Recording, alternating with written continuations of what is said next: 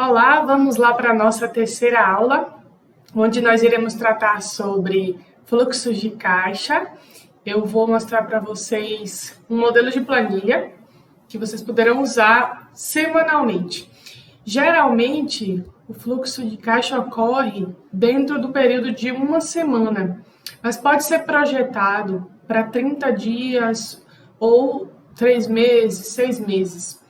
Porém, corre o risco de ter várias intervenções nessas projeções dos fluxos de caixa. Como é que basicamente funciona o fluxo de caixa? A gente gerencia as entradas de recursos, as saídas de recursos, então receitas e despesas. Não somente as receitas, mas também a gente pode colocar como créditos, né? Empréstimos ou qualquer outro tipo de entrada de recursos de dinheiro. Então, o fluxo de caixa, dentro da contabilidade, a gente tem fluxo de caixa de atividades operacionais, fluxos de caixa de atividade de investimento e fluxo de caixa de atividade de financiamento. Aqui nós não iremos tratar nessas três categorias, tá? A gente vai falar dos fluxos de caixa da atividade operacional, mas de forma gerencial, onde vocês conseguirão utilizar dentro do dia a dia de vocês, tá? Então, a primeira coisa que eu oriento é que seja feita uma criação de plano de contas. O que são os planos de conta? A gente tem planos de conta para cada segmento do mercado. Então, a gente tem plano de contas de atividade de comércio, de indústria e de serviço. Por quê? As contas, elas deverão ser cadastradas e registradas por sua ordem de liquidez, que é aquela ordem do que transforma-se em dinheiro mais fácil, tá? Então, dentro do comércio, essas contas, elas têm características diferentes da indústria e do serviço. Então, muitas vezes, o que pode ser considerado um custo de atividade operacional de comércio, para um prestador de serviço vai ser uma despesa, né? Ou para a indústria também poderá ser uma despesa. Então, a gente precisa fazer o cadastro do plano de contas de acordo com a necessidade da empresa. E o que são essas contas? A gente começa primeiro com as contas de ativo, que é o primeiro numerário de caixa. Caixa, banco, então aquilo que é dinheiro, que é recurso rápido. Depois, por ordem de liquidez, a gente vem caracterizando as contas que, se esses bens forem transformados em recursos, poderão virar dinheiro mais rápido. Então, depois do caixa, do banco, dos títulos a receber, a gente vai ter o estoque, que é aquilo que faz girar o comércio ou a indústria. A gente vai ter também o estoque de produtos para serviços prestados, para quem é prestador de serviço. Então, essas contas ela tem que vir por uma ordem de prioridade de liquidez, o que a gente chama na contabilidade de liquidez, que são os bens que irão ser transformados em recursos monetários. Então, depois dos estoques, a gente vai ter os imobilizados, a gente vai ter todas as contas que compõem o patrimônio. Porém, para fins gerenciais, a gente vai utilizar algumas contas que são relacionadas apenas a crédito e a débito. E aqui a gente não está falando de conceito de crédito e débito como a gente convencionalmente vê na contabilidade. A gente está falando aqui de crédito e débito como é no comércio. Então, crédito são aqueles bens ou dinheiro ou títulos que a gente terá e será transformado em dinheiro, tá? E débito é aquilo que a gente deve. Então, é diferente do conceito da contabilidade, tá bom? A primeira coisa que precisa ser feita é essa elaboração do plano de contas. Então, quais são as contas que eu vou ter? Então, primeiro eu tenho o quê? O meu caixa, eu vou ter o saldo de caixa, eu vou ter os recebimentos.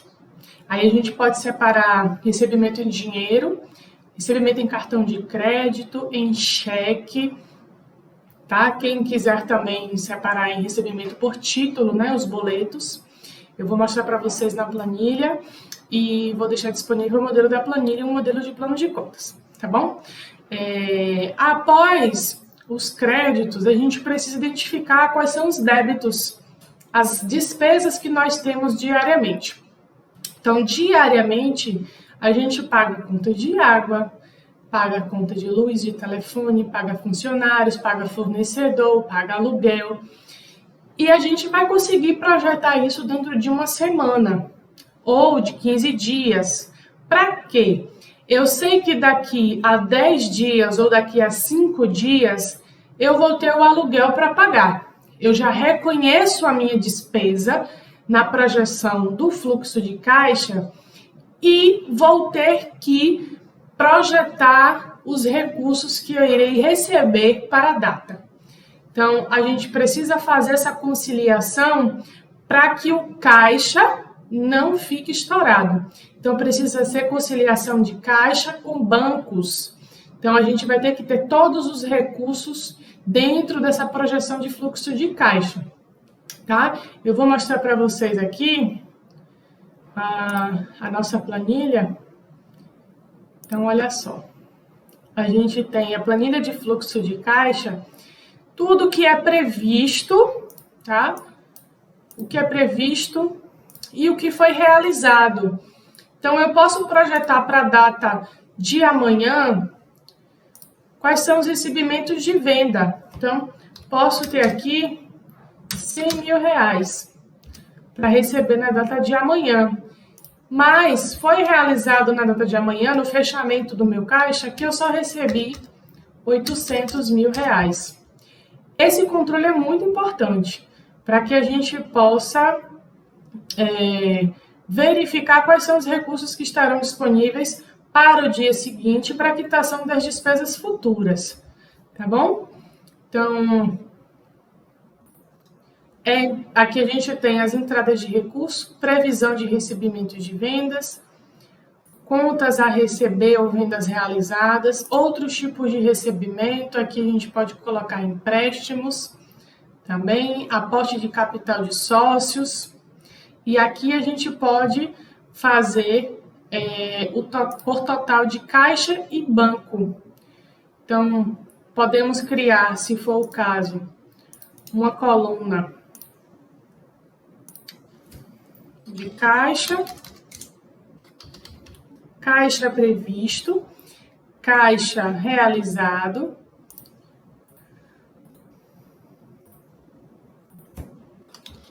banco. Então, vamos supor que desses R$100 mil, eu previa receber 700 em dinheiro e 70 mil em dinheiro e 30 mil através de duplicatas. E aí eu posso colocar aqui do que foi realizado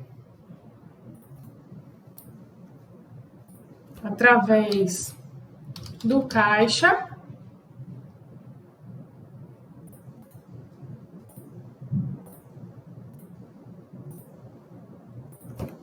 e através do banco.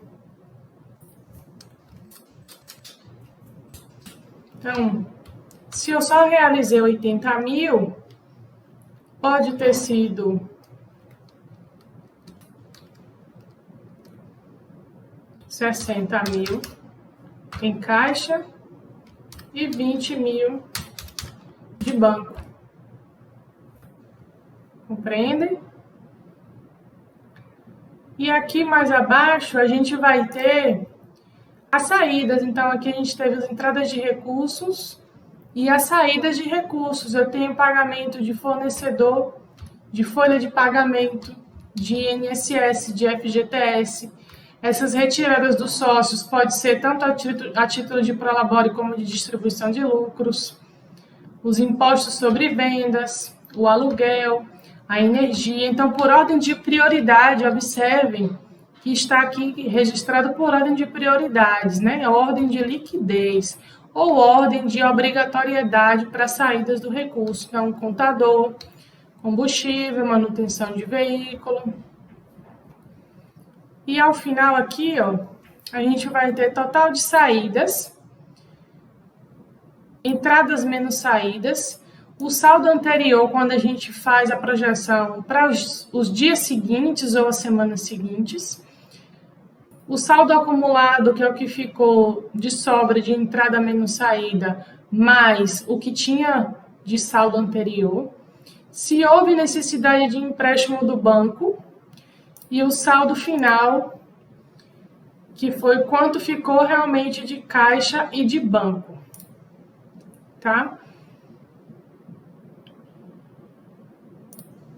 Então, vejam só, lembrando, eu quero fazer uma observação, é que o caixa, ele não pode ficar estourado, porque caixa é recurso de dinheiro, dinheiro físico, moeda, papel, tá?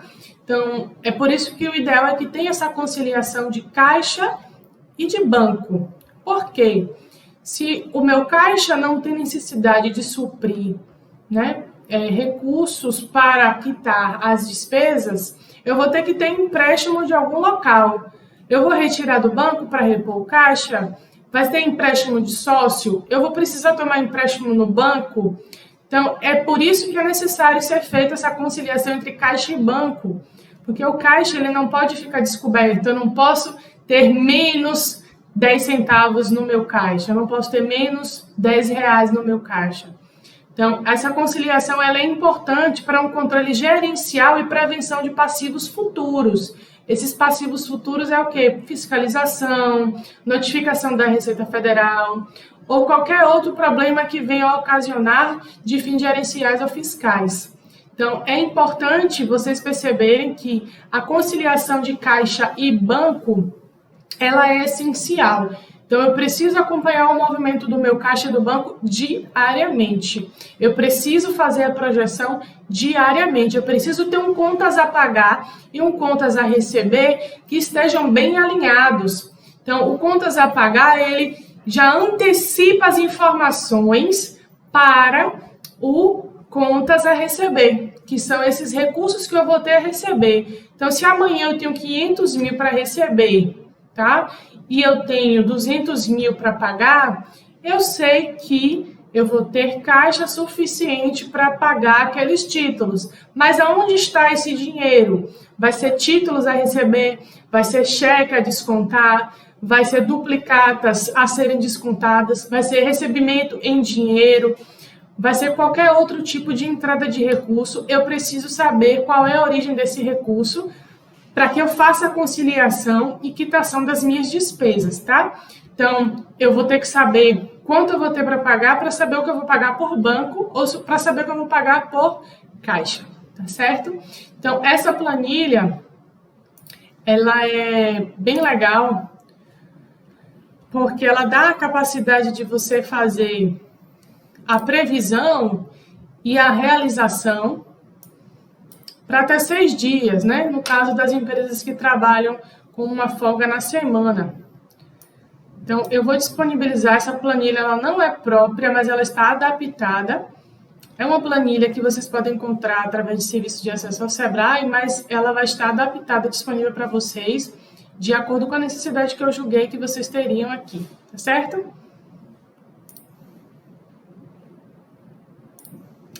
Então, é isso. São esses aspectos que eu preciso levantar para que eu possa verificar a minha projeção de caixa, certo? De banco, se eu vou precisar tomar recursos e se eu vou precisar fazer aporte de capital. Geralmente,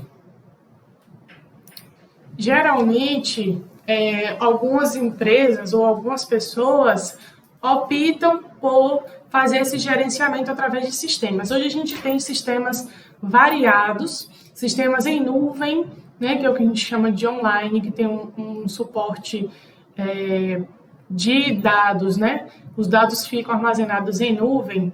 Então, esses sistemas permitem que microempreendedores, empresas pequenas consigam gerenciar seus negócios de qualquer lugar, a qualquer momento.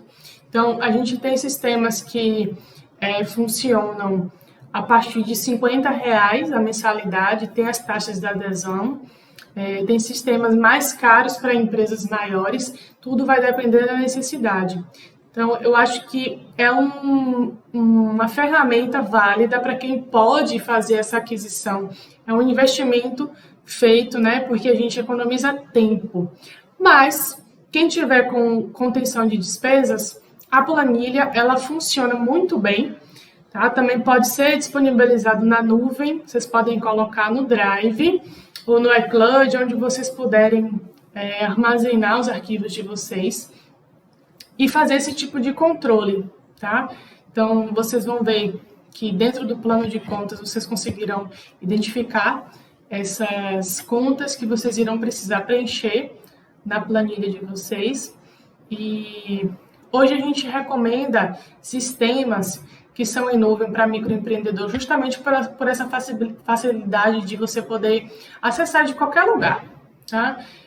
Nós somos parceiros da Alterdata, então a gente tem sistemas desde o WShop ou RP4Me, onde fazem integração diretamente com a contabilidade também, né? Para aqueles que entendem que é importante ter um serviço de contador. Então aqui o nosso escritório, ele é parceiro, tá, da Alterdata, e a gente utiliza esses softwares como integração com o nosso sistema contábil. Então é uma ferramenta que é um investimento que precisa ser feito, pois economizará tempo e dará precisão de informações. O fluxo de caixa é uma das ferramentas mais essenciais que qualquer empreendedor precisa ter, tanto para a gestão de suas finanças pessoais, quanto para a gestão das finanças empresariais. Eu preciso ter um fluxo de caixa para poder saber quanto que eu vou poder destinar de reservas, se for a nível pessoal, para o meu lazer, para a minha família, para investimento em crescimento pessoal, profissional.